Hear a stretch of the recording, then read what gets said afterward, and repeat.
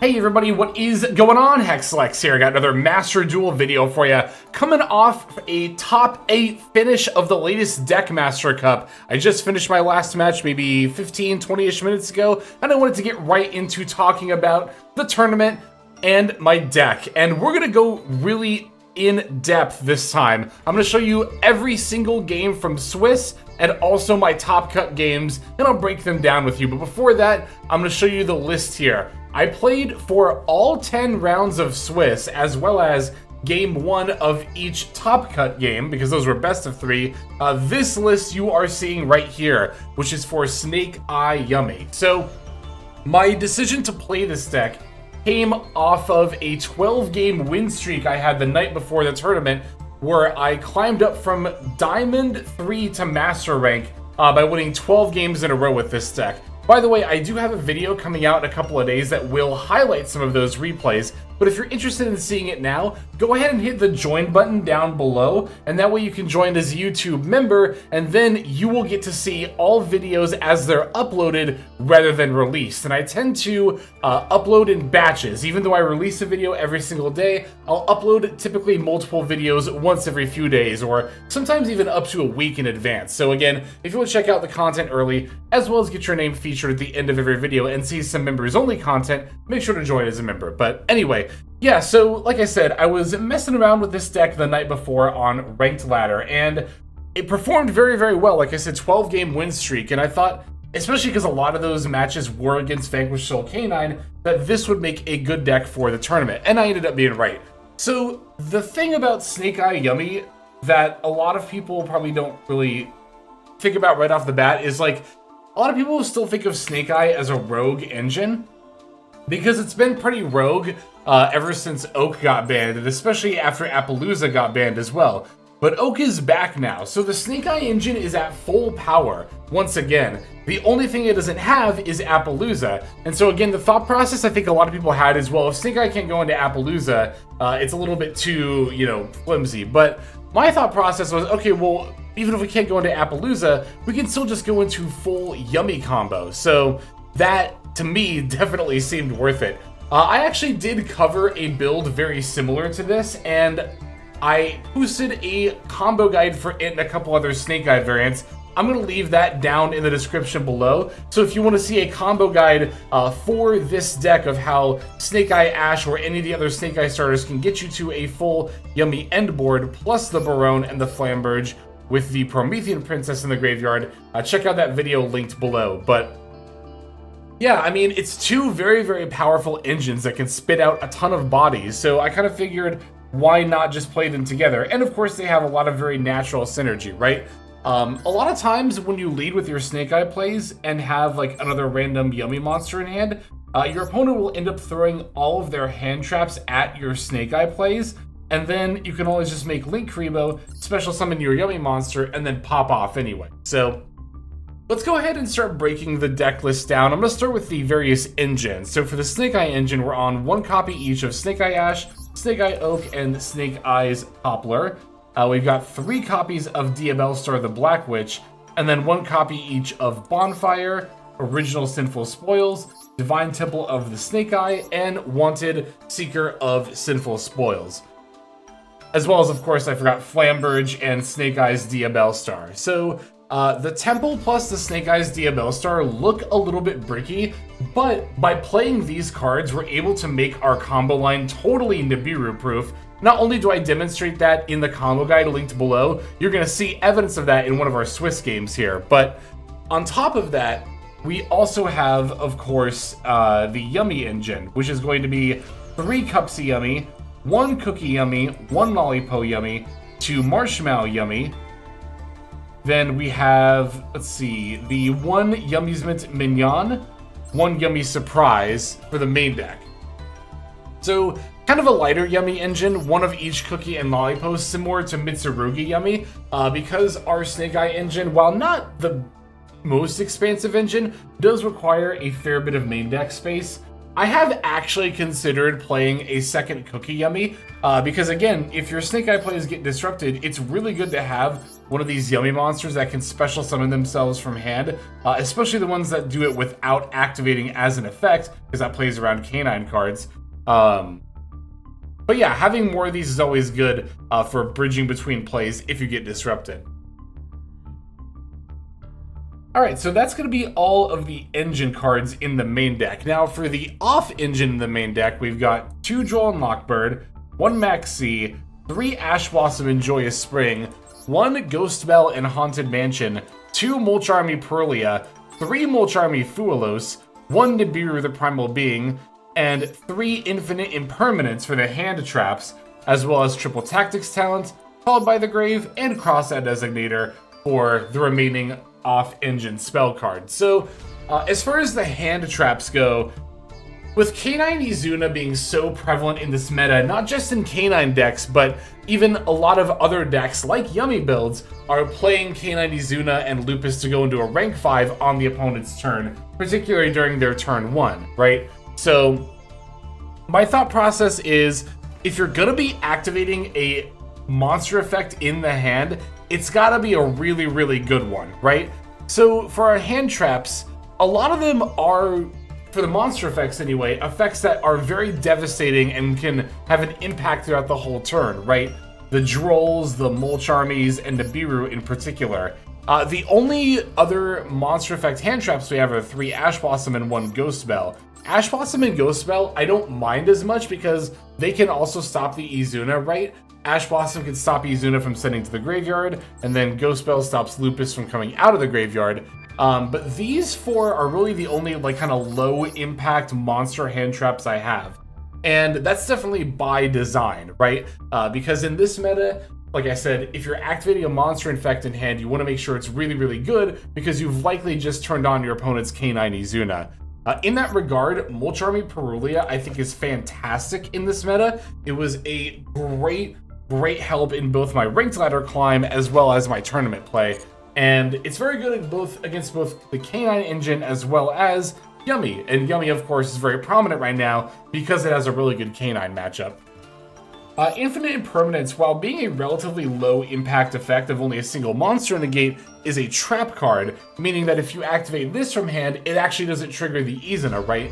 So if you're up against Canine Vanquish Soul and they go Normal Summon Mad Love, and you've got Imperm Ash Blossom, I'm always activating the Imperm first. That way, if my opponent's got Izuna in their hand, it's going to stay dead, and ideally they won't have any more follow-up plays. Now, if they do have other extenders and I have to use Ash Blossom, fine, so be it, but Imperm's at 3 over certain other hand traps because of how high impact it is, right? My initial build had more copies of Ghost Bell, which I still don't think is bad at all in this meta. But again, like I said, if you're going to be playing these monster effect hand traps, I'd much rather have something like Mulch Army Purlia, which will be able to have a very strong lasting effect through the whole turn, and is also particularly good against Izuna. Triple Tech was also played with the sort of Canine Vanquish Soul matchup in mind. Not only do you have the ability to look at the opponent's hand and see if they have an Izuna, but on top of that, if they do go into their Izuna, this can steal whatever they summon, right? And it doesn't target, so even if they use Lupus as a material, this can still take. So this is particularly good if you're going second, because then you can steal like their Ripper or something, and now not only do you have the extra body, and you don't have to worry about your monster effect getting negated from the hand, but also now you have the Ripper to use against your opponent's Izuna or other hand trap as well. Yeah, as far as your engine goes, the only monster effects that actually activate in the hand are Poplar and Marshmallow. And Marshmallow actually, believe it or not, is not part of our main combo line, because if you lead with Snake Eye cards, you're going to have non-light beasts on the field. So usually with Cupsy Yummy way, I'm adding like Cupsy Yummy and then Cookie, right? So really, it's only Poplar that you have to be concerned about. But another way in which this deck inherently plays well against Canine Vanquish Soul is the Divine Temple of the Snake Eye. You'll see an example of it in one of the Swiss games that I'm going to show you, but yeah, playing this card and setting up a Snake Eye Ash in your spell trap can kind of, in a way, say to your opponent, like, okay, sure, go ahead and summon your Izuna, but then if you do, I'll just go full Snake Eye combo, making it a much less appealing play for the opponent to make. Let's round out the extra deck real quick, and that'll finish the deck breakdown here. We're on, of course, one of each of the Yummy Synchro monsters, one Cupsy Yummy Way, one Cookie Yummy Way, one Lollipop Yummy Way, one Marshall Metal Marcher, one Herald of the Arclight, one Baron de Fleur, one Link Spider, one Link Karibo, two Yummy Snatchy, one IEP Masquerena, one Sprite Elf, one SP Little Knight, one Promethean Princess, Bestower of Flames, and also one WP Fancy Ball. So one of the things you're probably asking yourselves is, how do we out our own Promethean Princess so that it doesn't firelock us? Honestly, the way that I do it in the standard combo line is, by the time I summon Prom Princess, I've already got Baron de Fleur on the field, and I just use her effect to destroy the Promethean Princess. Then I'm unfirelocked, and then we can still make plays. You could, in theory, make Sprite Elf with one of your 2s plus the Prom Princess, although that board state doesn't happen very often. But I will say that, honestly, I think Promethean Princess is relatively optional. There weren't a lot of games that I went into it, and even the ones that I did, it wasn't, like, necessary, right? Like, the Disruption or the body for OTKing, I never needed them in order to win a duel. So I'm actually kind of thinking of cutting Promethean Princess. That sounds really weird for a Snake Eye deck, but again, I just didn't really find this card to be very necessary. I really like having the option of WP Fancy Ball. This card did not come up a lot, but it's one of those cards that, like, when I did summon it, it was highly impactful, even though I didn't summon it a lot. But I'm definitely going to continue experimenting with this card. That said, the only thing I'm really missing from the extra deck that I was playing before is Salamangreat Almirage, which is not something that comes up a lot in a build like this. It does give you the option to go, like, normal summon a hand trap and then summon, like, a Yummy monster, but that doesn't really come up that much. I guess really more what it would be for is, like, normal summon a Snake Eye monster, it gets negated, then you can still summon a Yummy monster if you've already used Link Karibo. But even then, that specific set of circumstances never really came up that much either. So yeah, that is the list, and that's the full breakdown of it right there. But like I said, this isn't just one of those tournament reports where I show you the list and that's it. We're going to look at every single game that I played for this tournament. So let's start taking a look at those duels.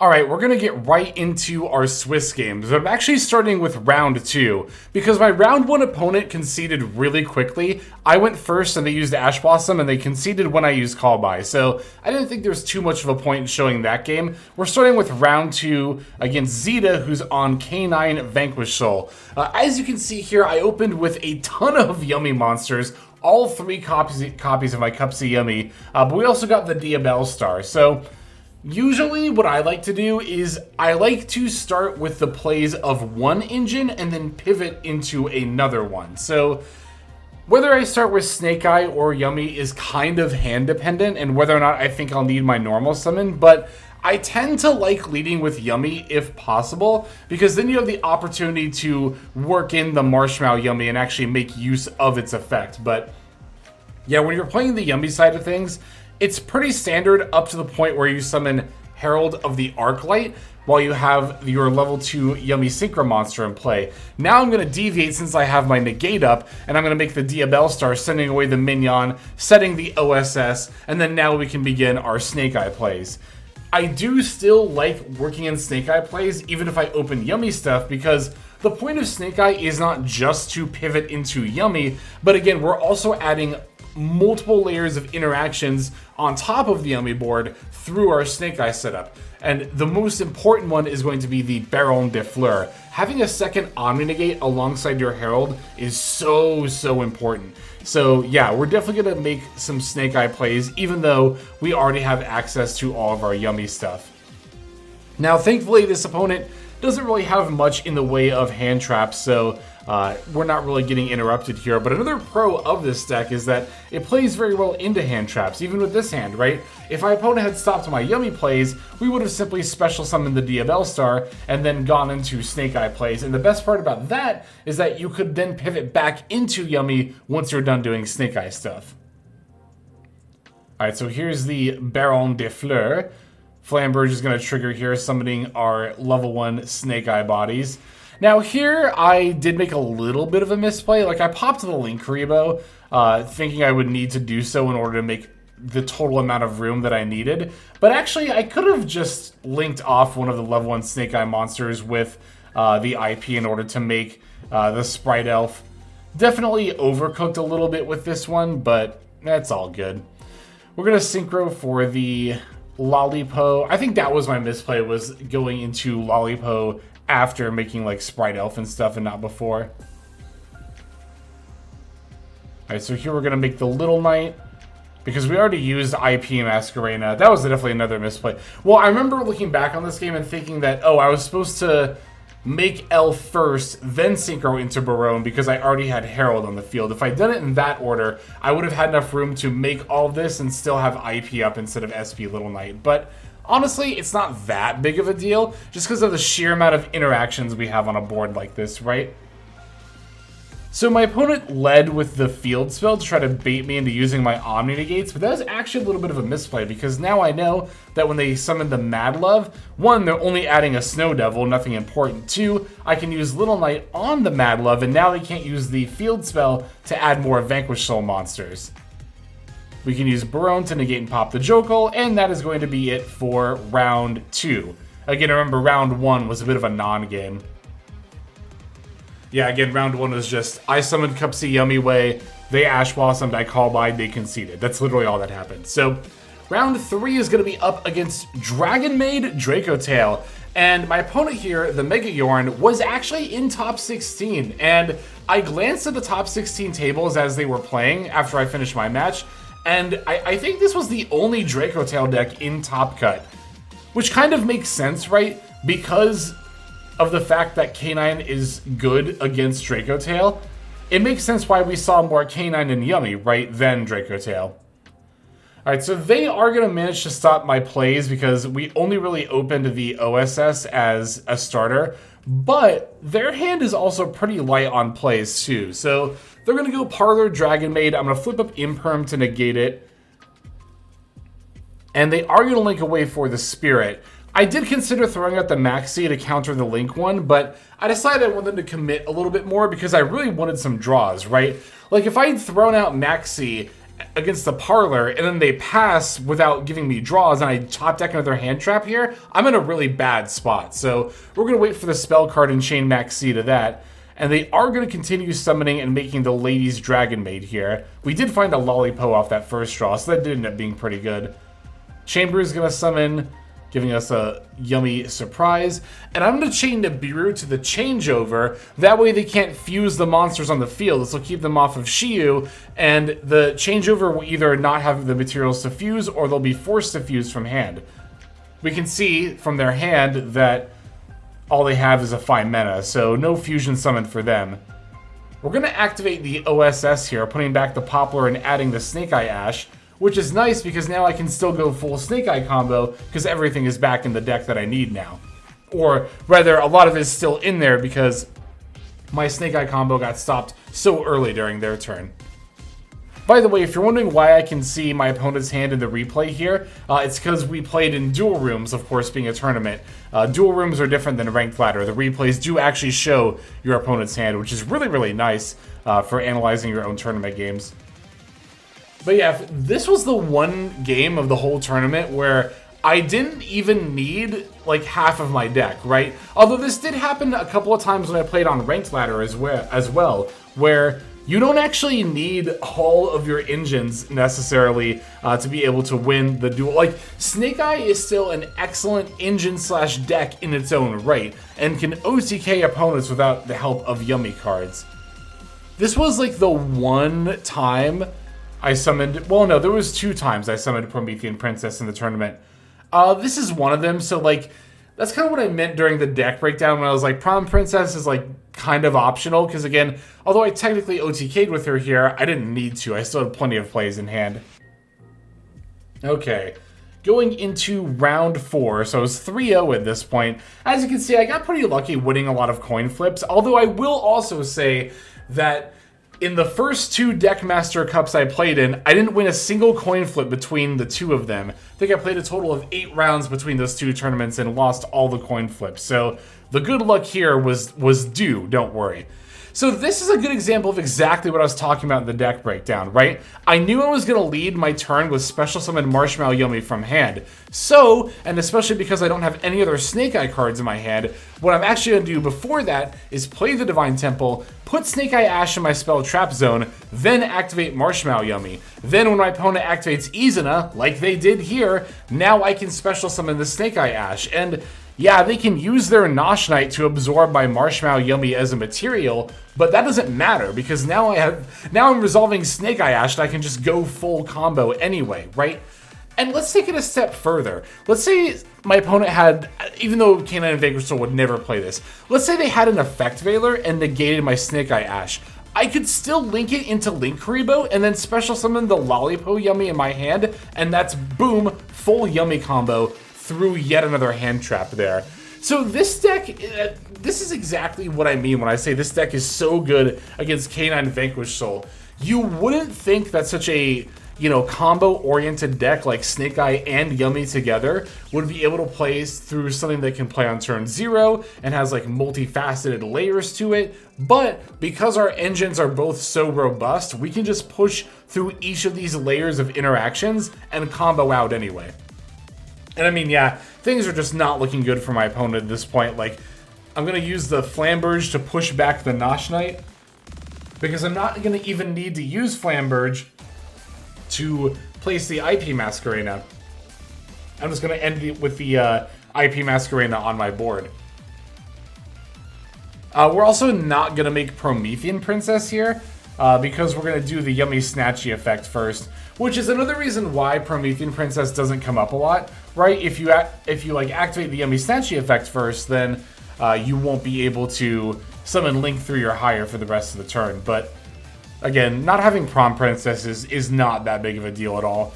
You don't even really want to use Prom Princess's interaction during your opponent's turn unless it's like the very last one, because if you do, you'll be fire locked and then you can't, like, you know, do IP into Fancy Ball into SP or, you know, summon your Yummy Synchro monsters. So yeah, like I said, Prom Princess I think is a little bit on the chopping block here. Alright, so here's the Elf. We even got it pointing to the Herald. We're going to summon another Yummy monster and then make IP. And then we can set Surprise and pass. So yeah, even through the opponent's turn 0 plays, just full combo right there. I'm going to let them resolve 7th Tachyon because it forces them to put a card back. That is totally fine with me. They'll have fewer cards in hand, although they don't have that great of a hand in the first place here. I'm going to use Ghost Spell against the Lantern as it tries to summon out the Lupus from the graveyard. The Lupus will still get to summon. And then they're going to use the Jokol here in a second to summon itself plus Lantern. But this is completely fine, because what I'm actually going to end up doing is I'm going to activate Lollipop in response. And now what I can do is I can just make Cookie Yummy Way, because they're about to summon Jokol and Lantern. But if I use Cookie Yummy Way here to turn them both face down, not only can they not be used to make a rank 5, but they can't even activate either of their effects to search and allow my opponent to keep extending. So now all my opponent's got is Lupus plus the remaining card in their hand.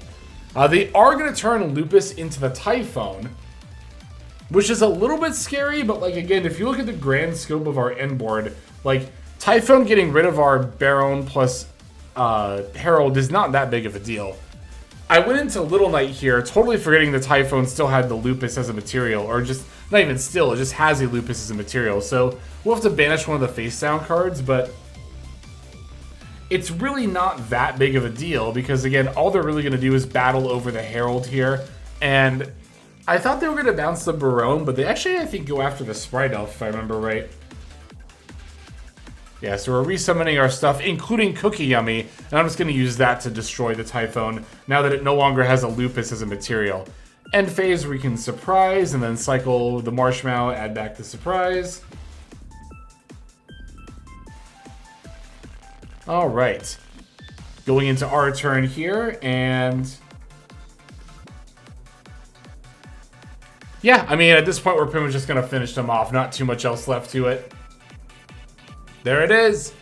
All right, so that's going to be our round 4 finish. Let's go into the next one. I'm trying to remember if I go second in this next game. I did lose some amount of coin flips in Swiss. Okay, not this one apparently, but... okay, so this was against Dracotail. I was actually a little bit worried about this matchup because Dracotail tends to play pretty well against Yummy, but... a couple of things, like, the Pure Yummy into Dracotail matchup is pretty rough for Pure Yummy, but a couple of things I was pretty confident about going into this tournament. One, again, I didn't think I would see that much Dracotail, and we really didn't, because of how prevalent Canine was going to be. And two, we also still have the Snake Eye engine to fall back on. So that's why I think you tend to see Mitsurugi Yummy do a little bit better in tournaments than Pure Yummy, is because... you know, against Dracotail, you have that other engine to fall back on. And also, in general, it's really nice to have another engine. Like, Yummy is really good by itself, but you are often looking for just a little bit more push through hand traps and negates or whatnot. Now, you'll probably notice that my opponent's got a live Nibiru in their hand, and they're simply not firing it off. And I knew this was happening as I was playing through my opponent's turn, because I noticed they got past priority in the middle of my Snake Eye plays. But again, our Snake Eye plays are totally nib-proof. If they dropped the Nibiru right away when it was live, then I would have had the token, but I still would have had Temple and the Poplar in the back row. So then Temple, because Nibiru is special summoned, would special summon Poplar. I can link the token into Link Spider. Then I have a Link 1 and a level 1 non-tuner, and that's a Cups of Yummy way right there. So... yeah, I think my opponent realized that I was able to make plays from the very beginning, and as a result, they're just going to end up sitting on this nib in their hand. I think they should have fired it off during the end of my main phase. Spoiler alert, they're not going to, but they really should have, because it would have gotten me to use my Baron de Fleur Omni Negate, and that would have been one less negate they would have had to play through during, you know, their turn. But, I mean, either way. This is an example of us summoning Promethean Princess and then popping it with Baron de Fleur in order to keep comboing. Which, again, all that's really doing is adding one more layer of interaction from the graveyard. Although, like I said before, you don't really want to use the Promethean Princess, like, super early during your opponent's turn, because then you can't summon your Yummy Synchro monsters or SP Little Knight or WP Fancy Ball off of IP. So, yeah. I know I probably sound like a broken record here, but the Prom Princess, yeah, just not that necessary. Doesn't come up that much. I did mess up my zones a little bit here. Like, I meant to have the Elf target protect the Herald, but I think I ended up putting it in the wrong zone. Well, because I have to keep one Link zone open for IP. Yeah, and then Lollipo ended up in the other zone. So I should have put Martial Metal Marcher in the far left, and then Herald would have ended up there. Okay, they're going to lead with a Lucius search, and they tried to go into battle phase after that. As they go to end their main, I'm going to activate Flamberge, summon out the IP, and then we'll go into Little Knight. Going to activate Little Knight to banish the Lucius. They're going to chain Phimena, and I'm definitely going to use my Baron de Fleur here. One recurring trend you'll notice as you're looking at my end boards is that I'm always saving my Omni Negates for until I absolutely need them. I really tend not to like throwing them out at like the first effects my opponent uses, but Dracotail Phimena is definitely in effect powerful enough, especially because they're trying to dodge the Little Knight Banish, where I'm totally fine just firing off the Omni Negate. But yeah, they're going to go for a Ketu. We still have an Ash Blossom left over for that, so not much else left to say on this one. We're just going to swing in for lethal. Alright, so that was round 5? Yes, so round 5. I was 5-0 at this point. We love to see it. You definitely want to win your early rounds for sure, because then you have better tiebreakers going in later. Alright, so this time we're up against Esper, a Worlds competitor who is on Lunalight. Gonna lead with the Marshmallow Yummy here.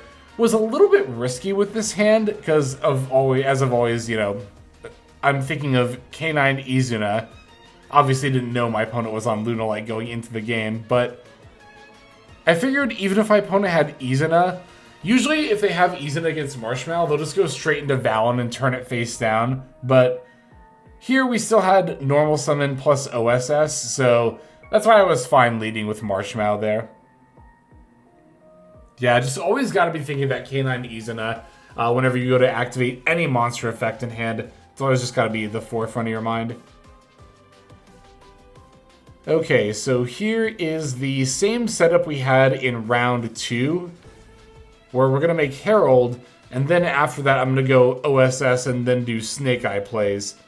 Sending away the field spell of the Mignon here, because I'm going to place the temple later anyway, so no point in trying to save it.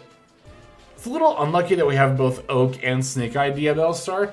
I will say that's actually kind of one of the biggest weaknesses of this deck, is that the Snake Eye engine in particular, is that it does play a couple more bricks than some other engines in the current meta, but I mean, you can always still at least, you know, temple to place Diabell Star from hand, or Ash/Oak to summon Flamberge from the hand.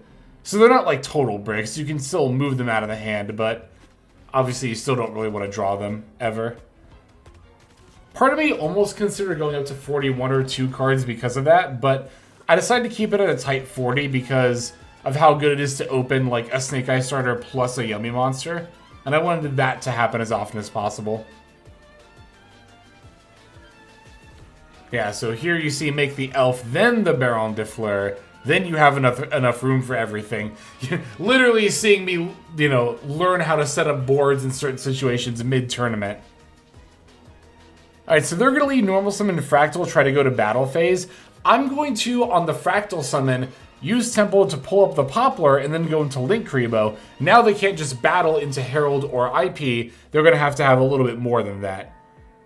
They're going to use the Lunalight Masquerade to banish Kaleido-Chick, which means no more monster effects during this turn's battle phase for me. So as I go to end main, I can't rely on Linkuriboh anymore. I'm going to have to go IP plus Linkuriboh into Little Knight. Little Knight's going to banish the Fractal.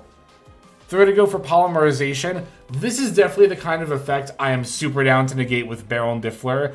Even if it would banish the monsters in their hand, I don't know. I don't want to deal with the Masquerade, adding it back, and all that stuff. So, and I'm really glad that I decided that, because if they had been able to put the Polymerization in the graveyard, they could have used Masquerade to discard the Perfume and potentially get more searches. Although, they wouldn't have had... Oh, they would have the Poly to discard with the Perfume. I mean, that wouldn't have probably led to much anyway, but so glad we got to stop that. All right, so at this point, I was 6-0 going into round 7 of 10, going second against Pure Mitsurugi. Now, we did open Ash Blossom and Joyous Spring, so I'm going to wait for the Saji to use that. Unfortunately, as you see, my opponent still opened both Prayers and Mirrors, so yeah, I don't know. I think if all you have is one Ash Blossom against Mitsu, I'm pretty sure Saji is just the best place to use it. But again, my opponent just had some more follow-up here, so they're going to go Mirror into Habakiri, sending away the Futsu no Mitama. Now Futsu no Mitama gets to add the Ritual. Mitsurugi Ritual is going to tribute the Habakiri on board to summon a Murakumo from deck. Now Habakiri gets to activate, and as well as Mirror to put back in the deck. Now at this point, they're going to end up searching the Great Purification, and I kind of assumed they already had Prayers in hand.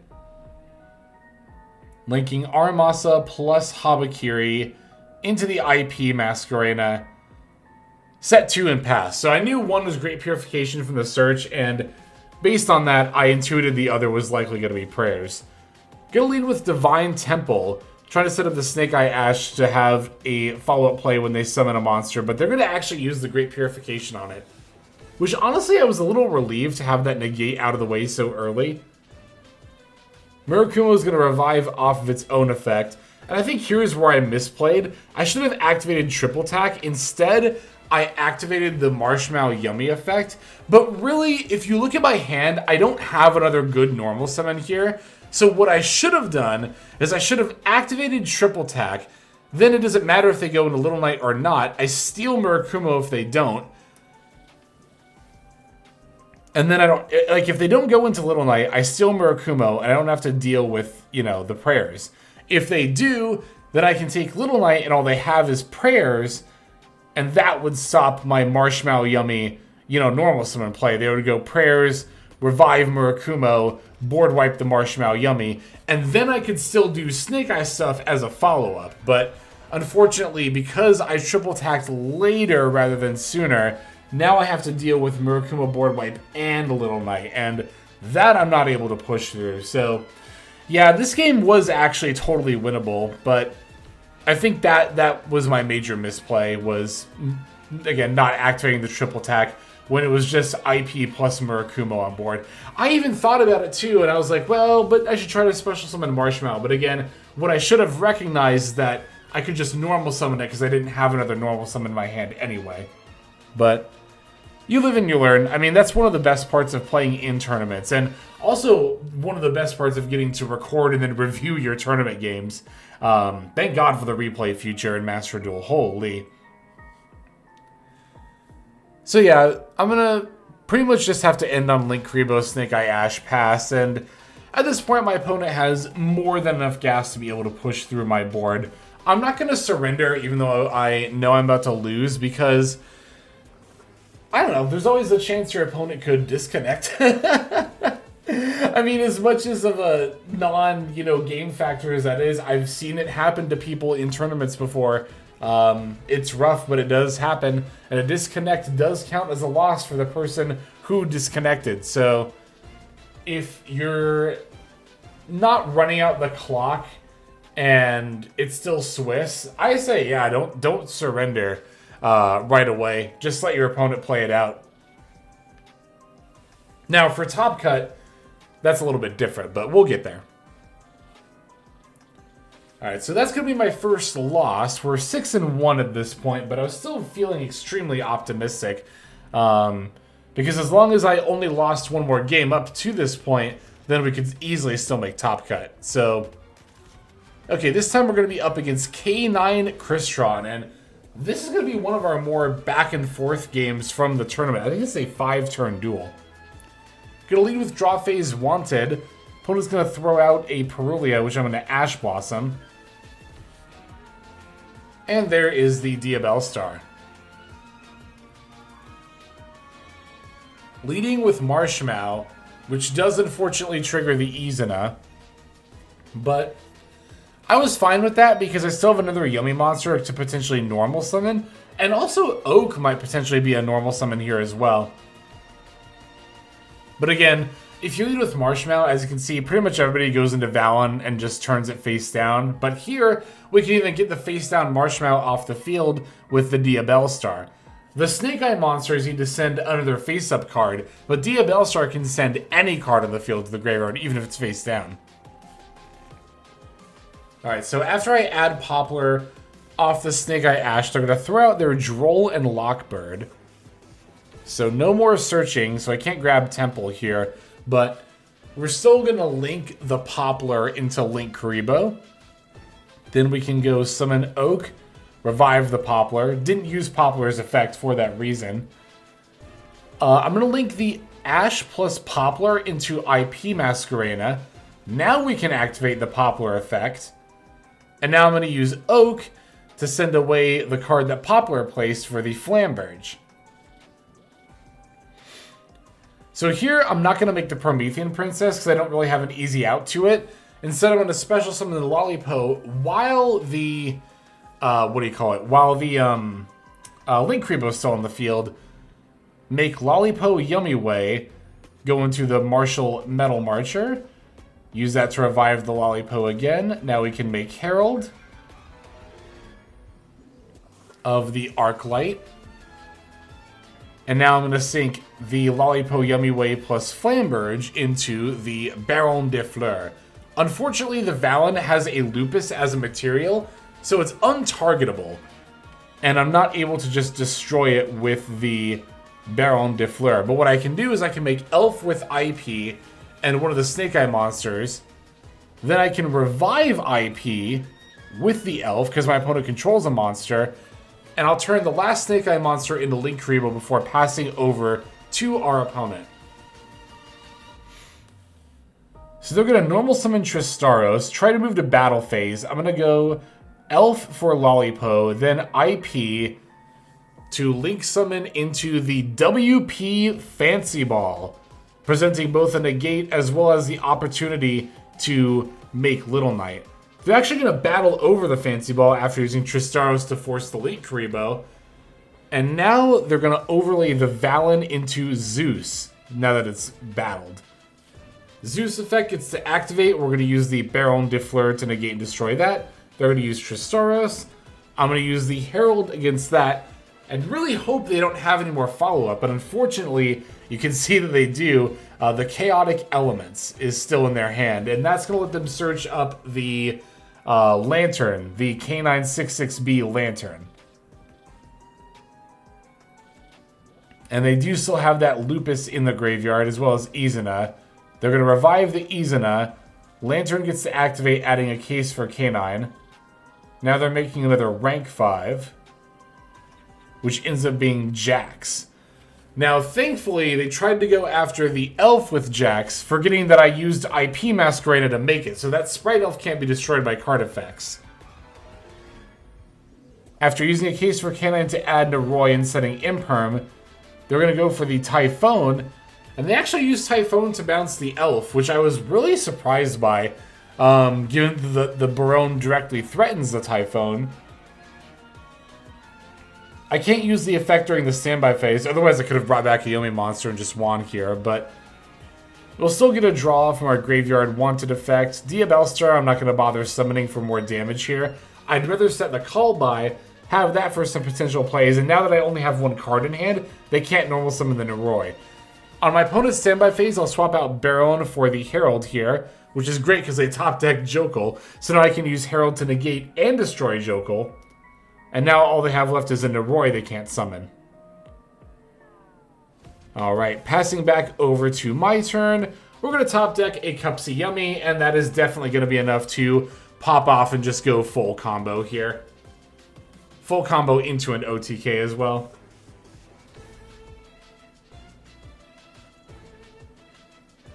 Alright, there's the Mignon reviving Lollipo.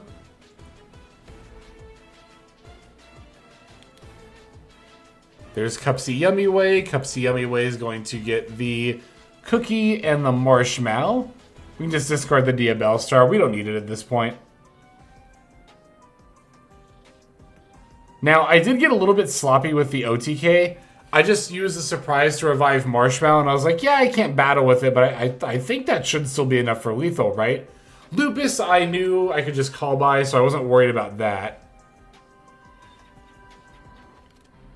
But as we go in for lethal, I realized I was actually 200 damage short. However, 200 damage short was actually not a problem, because I can just tribute the Marshmallow that can't battle directly, summon Link Kuriboh, and then swing in for lethal. So I did almost miscount that. I could have easily circumvented that by linking that Marshmallow into Snatchy and then battling, but I don't know. I just assumed I had lethal between the other three, but you always gotta count. That's why you always gotta count.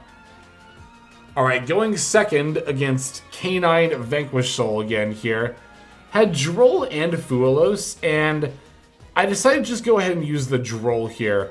A little bit of a chance I took, because I already had Poplar and a Marshmallow in hand, so I didn't really feel like I needed the extra draws that badly.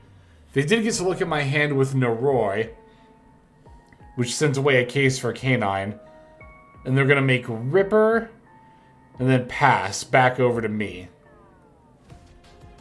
Alright, drawing for turn, we're getting a Wanted. I'm going to fire that off during the draw phase to add Diabellstar. Normal summon Poplar. We're going to activate Poplar to add OSS. No point in special summoning Marshmallow. That'll just get negated by Ripper here. So we're going to go into Link Kuriboh. Poplar effect to place in the spell trap. But Ripper is actually going to end up negating that effect. So now what I'm going to do is send away the Fuelos for the Diabellstar. Then activate OSS to send away the Diabellstar. Unfortunately, one of the cards in their hand ended up being Ash Blossom.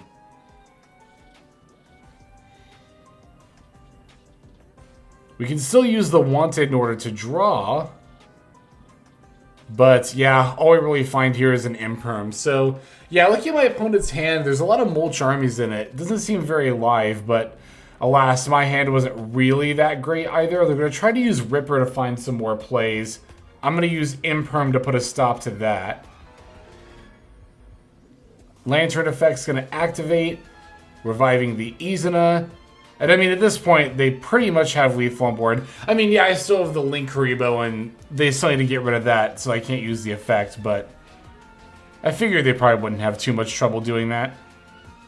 They're going to go into Nosh Knight, and then Nosh Knight is going to detach and steal my Linkuriboh, and then they're going to go into the C-104, and that's almost lethal. I think they're 600 short right now.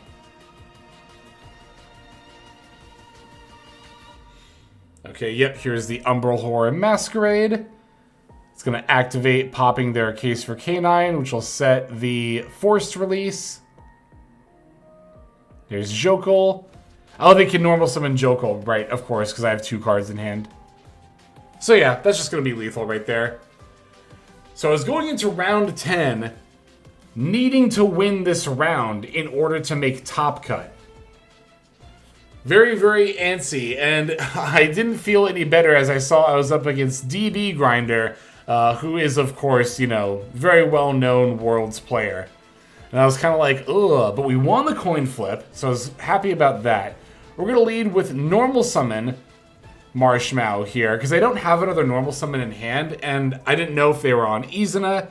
It turns out Grinder's build did have Izuna. They just didn't find it here in their opening hand, but we're going to link away the Marshmallow into Yummy Snatchy. Going to activate Yummy Snatchy, even though I have Mignon in hand, and this did actually bait their Effect Veiler. So now that's been negated, but it doesn't matter, because I can just activate Mignon from hand anyway, and then I'll use that to revive the Marshmallow, and then now I can Synchro Summon for the Cupsy Yummy Way. Cupsy Yummy Way is going to activate. They're going to chain Ash Blossom, but I decided to chain the Cupsy Yummy Way here. And I was kind of thinking at this point, okay, I could just end on Snatchy plus Marshmallow and pass back over, you know, hoping that's enough to stop my opponent. But I saw Effect Veiler, so I actually assumed that DB Grinder was on Dracotail, because that's usually the deck that's most likely to play the Veiler. And I was like, well, Snatchy into Cookie Yummy Way is not going to do a lot against Dracotail, so I felt the need to continue comboing here and try to make more of a board. Here I synchroed for Martial Metal Marcher, but that's really unnecessary, because I don't end up going into Herald here. I should have gone straight into Elf plus IP like I ended up doing, but it's fine. It's not that big of a deal. Yeah, Elf IP is definitely a much better looking end board against a lot of decks than just Snatchy plus a Yummy Monster. Plus, of course, remember that Elf can revive Lollipost, so I can have Snatchy plus Marshmallow anyway. As we can see from Grinder's hand, they don't have any live plays. They went to this Almirage. I don't know if it was to just try to psych me out or whatever, but they just end up conceding right away. And that's going to do it. That is the Swiss rounds from the tournament. Let's take a look at some top cut games as well. Okay, so before I show you the top cut replays, first I want to show you the deck list for my going first and second builds for top cut. The way that the top cut best of 3 works in the Deckmaster Cup is that between rounds, you can freely change between your decks however you want. You could even play something completely different. So, as I mentioned before, for game 1 in Top Cut, I always just use the same Snake Eye Yummy list that I use in Swiss as well. If I was going first in best of 3, then I used this version of the Snake Eye Yummy list, which has a lot more starters, because again, it's made with going first in mind.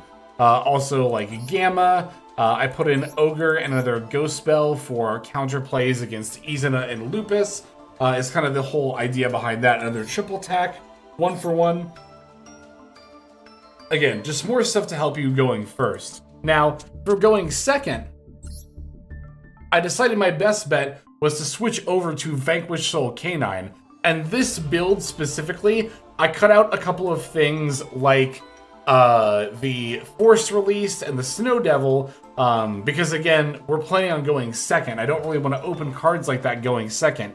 Instead, we're playing like a bunch of Mulch Armies, as well as Magnum Hut, Phantasme, D-Shifter, Nib. This stuff I wouldn't normally necessarily play in K9 Vanquish Soul, but again, this build is very much made for going second, on top of the usual turn 0 plays like Holly Sue and Izuna.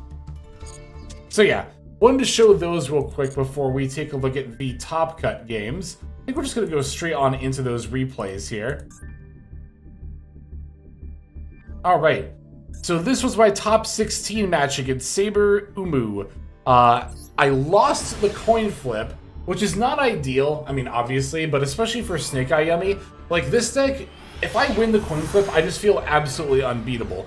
Going second for a combo heavy deck like this, of course, is going to be a lot more of a challenge.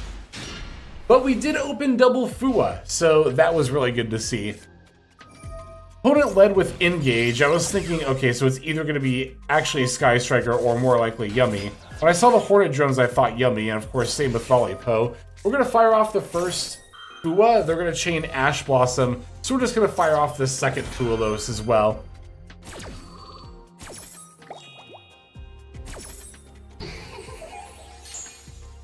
Alright, so they are going to end up linking away their Lollipop into the Yummy Snatchy, which I do think is correct.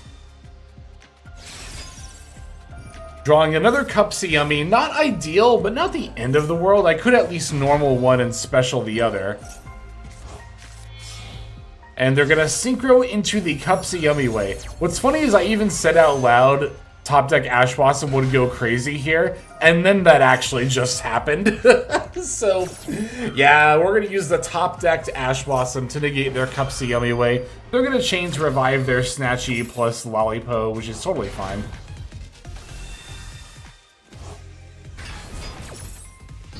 There's the negate, and they're going to summon the Cookie, set their Hornet drones, and then pass. So felt very optimistic with this hand going into their board. We're going to lead with Special Summon Marshmallow. They're going to immediately fire off the Snatchy, which this is exactly what I wanted them to do, is for them to use their Cookie Yummy way right away on my first Marshmallow. Because I didn't normal summon it, I can still normal summon Cupsy Yummy, and then they're going to chain the Cookie Yummy effect to summon again. Now, I thought at this point that they would probably go into Acro Quee as their next disruption, which sure enough, the Yummy Snatchy is going to activate here. To my pleasant surprise, the Acro Quee is going to end up coming from their hand. Of course, they do also get to go Cookie Yummy to pop my Yummies, or my Cupsy Yummy here. So now I'm going to go Snatchy, revive Cupsy Yummy.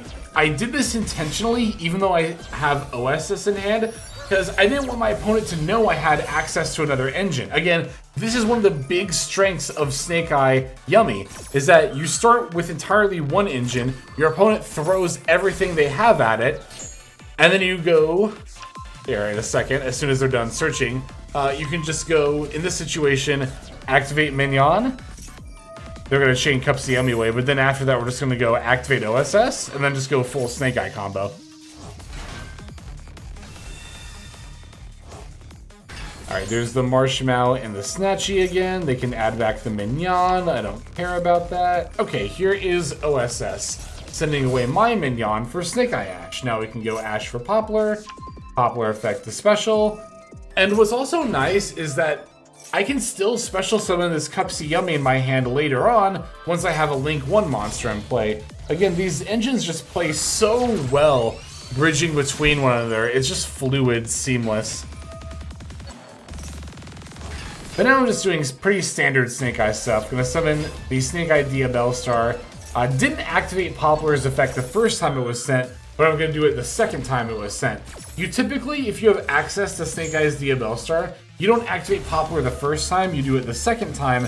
That way you can chain block your Oak against Ghost Spell. And also you have something to, you know, put in the spell trap zone for the Snake Eye Diabellstar. So yeah, here I'm just gonna special summon the Cupsy Yummy, synchro with the Link Kribo, add a Cookie Yummy and Lollipop, discard the Lollipop, and then now we can make a Baron de Fleur before we keep Link climbing. Gonna use Baron to pop the Snatchy, and after that my opponent just conceded, which is definitely good news for me. Alright, so going into game 2 against Saber Umu, they decided to go first, so I of course picked my going second deck, which of course is gonna be K9 Vanquish Soul. So we're switching it up here a little bit.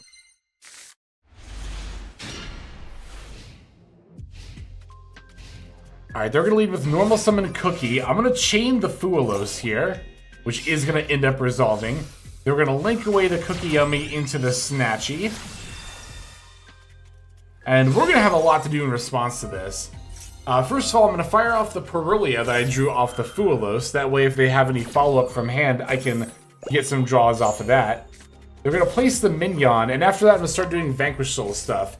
Holisu reveal Mad Love, then Holisu F reveals Xiaolong and Mad Love, summon Raisin. Raisin F's gonna add Heavy Borger, and now I'm gonna go Raisin F, pop Xiaolong and Mad Love to pop their Snatchy. And at this point, and it makes sense given their hand, my opponent just conceded. I felt kind of bad. they were not too happy, which I understand, but yeah, their hand was just a little bit bricky there, unfortunately. Alright, so now let's go into our top 8 match, which actually ended up being against Ogoadic Mitsurugi. Made the top cut here. As you might have saw, we did end up losing the coin flip, so we're going to go second yet again. But we have Maxi, Fua, and Imperm, so I'm actually feeling pretty solid about this hand going second. They're going to reveal Habakiri. I'm going to fire off Fuelos first, then Maxi, and my opponent actually held the call by for the Maxi. Very, very patient. My opponent here, Ivan Ryan, played this match very, very well. Alright, so yep, there goes the Maxi from the call by. Fuelos will resolve.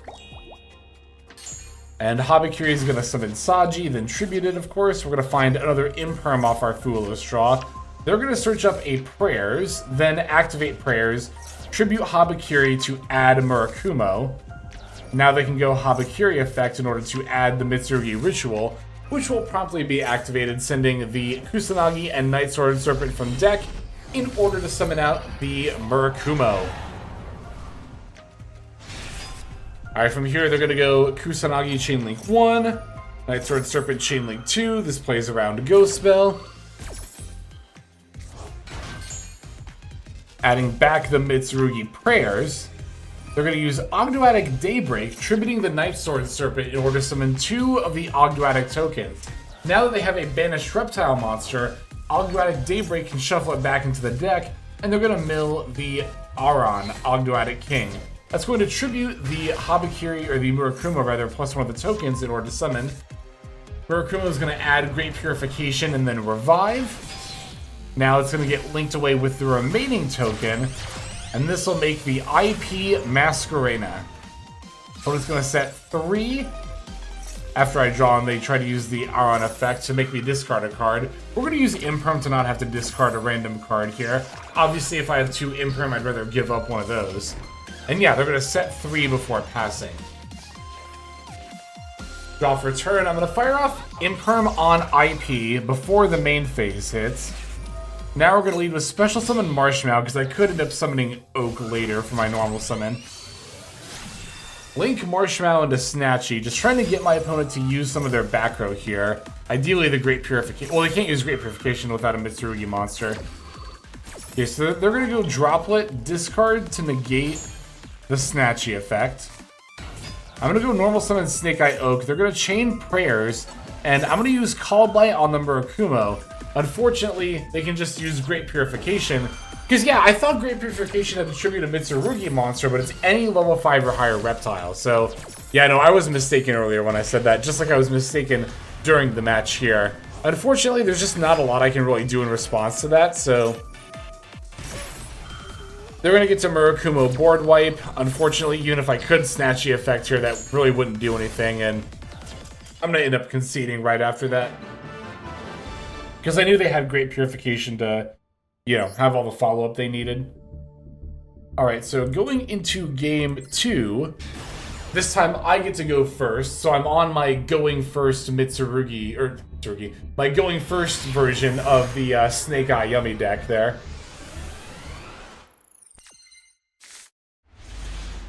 And as you can see, my opponent did switch over to a going second version of their deck with the Raigeki. We're going to lead Normal Summon Poplar in order to add Temple. Temple F's going to place the Snake Eye Diabell Star. I mean, yeah, you can see my opponent's got no hand traps, and I've just got a million extenders in hand. So I'm going to throw this in fast forward as I do a pretty standard, relatively standard turn 1 combo line. Given that I opened Poplar plus OSS, I can still Poplar for Temple here, and then later go into the OSS to still do Snake Eye stuff. Alright, there's Cupsy Yummy Way. I'll discard Marshmallow. That way I could revive it with Surprise, potentially, and then Marshmallow to wheel back the Surprise. But there's the Baron Diffler. Now here's the IP. Promethean Princess. Gonna revive the Flamberge. Flamberge, gonna place the IP. I guess Prom Princess does revive the Flamberge in this version of the line, which is pretty important. So, yeah, maybe she is needed. I don't know. Still haven't decided yet. Alright, Lollipo revive. Again, this is all, if you watch the combo line in the video linked down below, then this is all very standard stuff.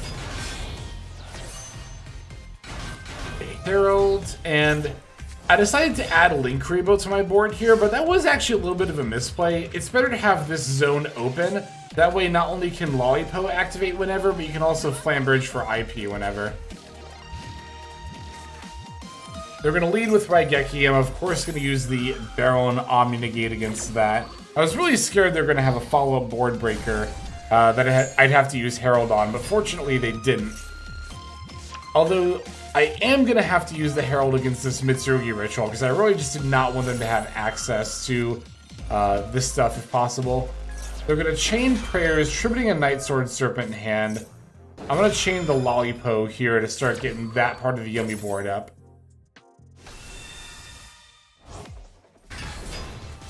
Alright, there's Snatchy and Cupsy. They're going to add Havakiri.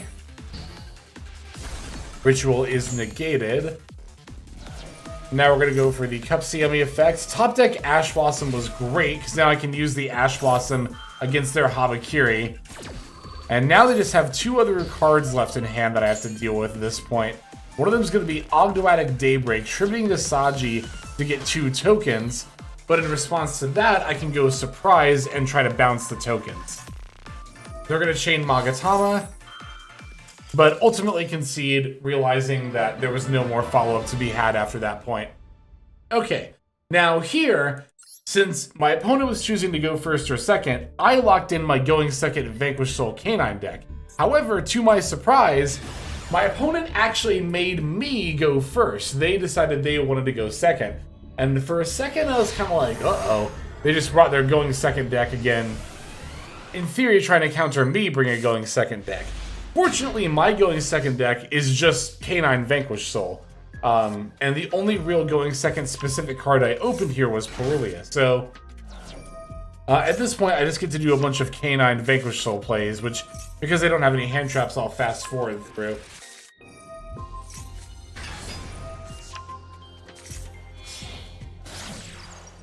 Alright, so there's Rock. Rock, add back Borger. Now we can go for the Holly Sue.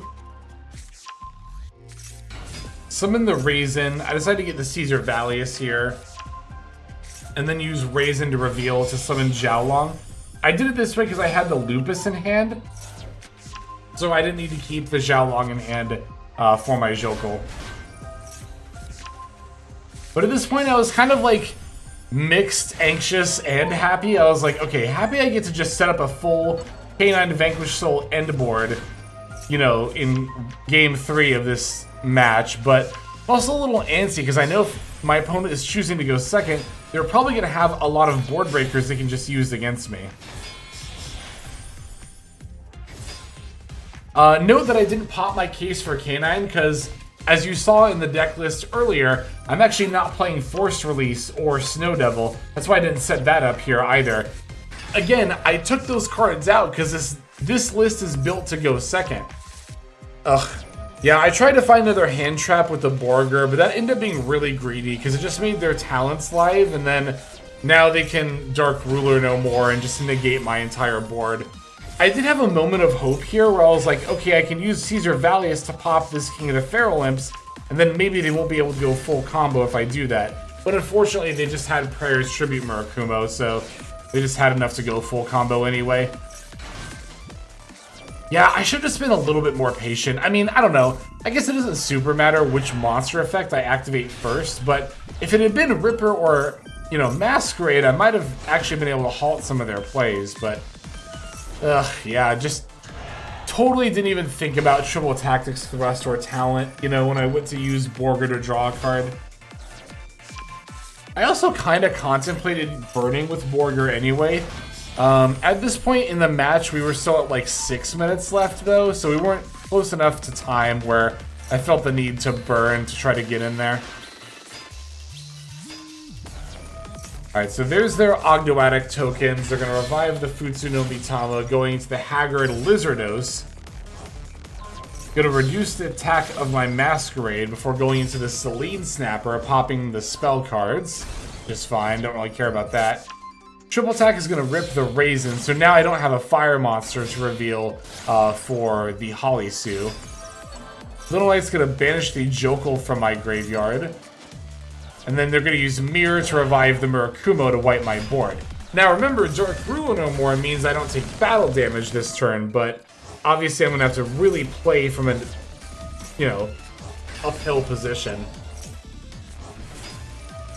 I decided to try to use my Izuna here, as well as my Lupus, to make some plays, but yeah, the SP Little Knight will see to that. We can summon Holisu and try to steal, but unfortunately all I can steal is the token.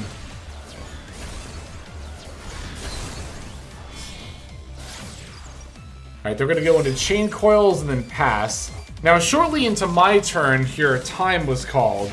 And if I can just get my life points to be higher than my opponent's, I could win this match. So I'm going to go normal summon Madlib, reveal 2 to bounce. They're going to go for Chain Coils, which stops me from activating effects in hand. So I figured, okay, we'll fire everything off. We'll chain Holisu, we'll chain Borger, and then we'll chain Valius when they go to Little Knight. Unfortunately for me, I really should not have chained Holisu. Oh, that was such a misplay. Because if Holisu had still been in hand, I could have revealed it with Valius. It would have been unaffected by the Murakumo board wipe. And then I could have walked over either the Chain Coils or Little Knight for game. Huge misplay on my part. But, yeah, it's just going to end up costing me my spot in the, you know, top 4 here. Sad, but we live and we learn. And I'm still very satisfied with the top 8 finish. Alright, so that's going to do it for the top cut games, and go ahead and show you the deck list one more time as we finish off the video here. Yeah, I'm honestly just glad that I made top cut in one of these again. I love tournament play and love making top cut, so yeah, especially with, you know, cool decks that I've put together myself.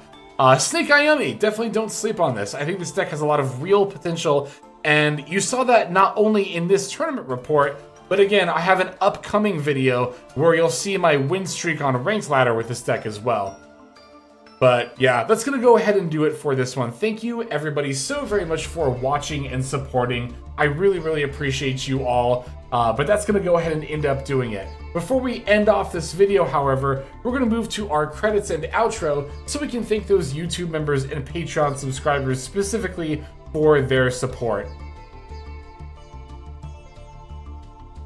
Hey everybody, Hexlex here. Thank you so very much for watching all the way to the very end of the video, which by the way is one of the best ways to support the channel. Speaking of supporting the channel, take a look at the names on screen. These are folks who have been so generous as to either join as a YouTube member or subscribe over on patreon.com/Hexlex to support. There's also perks for doing so. If you would like to see YouTube videos early, as well as some exclusive videos that get uploaded to YouTube, but for one reason or another I decide not to publish, definitely go ahead and hit that join button to see content early, as well as some exclusive content. If you're looking for more exclusive content, over on patreon.com, I upload exclusive videos that are not posted on YouTube just about every single day.